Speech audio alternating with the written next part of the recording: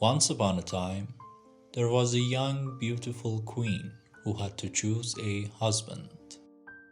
She had many suitors from all over the world, but she couldn't decide which one to choose. So she decided to hold a contest to see who was the most worthy. She announced that the contest would be held in the palace gardens. The first challenge was to catch a butterfly. The suitors ran around the garden trying to catch the elusive insect, but none of them were successful. However, the Persian prince had an idea. He took out a jar of honey and placed it on his hand.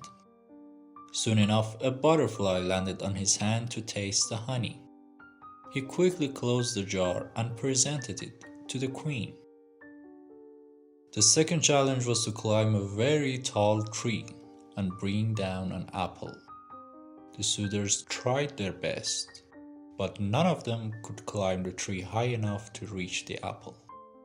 However, the Roman general was not a quitter. He took out his sword and cut down the tree with one swing. The apple fell down with it, and he presented it to the queen. The third challenge was to swim across a river and bring back a fish. The suitors jumped into the river and swam from side to side.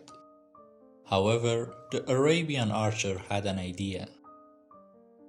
He went to the shallows of the river with his bow and stood still.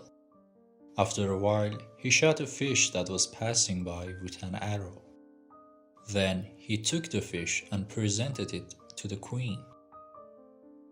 The queen was impressed with these three suitors, but she still couldn't decide who to choose as her husband. So she decided to ask them one final question. "I want my husband to be my eyes and ears. How can I trust you?" she asked. The Roman general replied, "I give you my body and soul, and I will do as you command." The Arabian archer replied, "You have my life in your hands. I will die for you, my queen." And the Persian prince replied, "I will be your eyes and ears if you agree to be my liver and prostate." The queen laughed at the third suitor's response and declared him as her husband. Moral of the story: sometimes it's not about being smart or strong or brave. Even Queen prefers a funny man.